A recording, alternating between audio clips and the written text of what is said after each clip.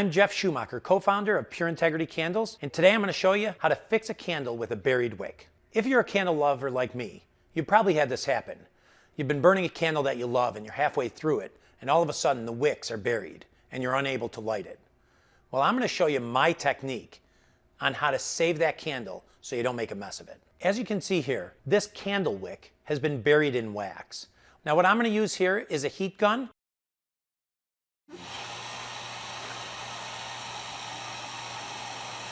As you can see, as I slowly go across the top, you'll see the wax is melting without it splashing out. And I want to continue to just melt the whole surface of the wax. And you can see here, it's liquefying all the way across and all the way around.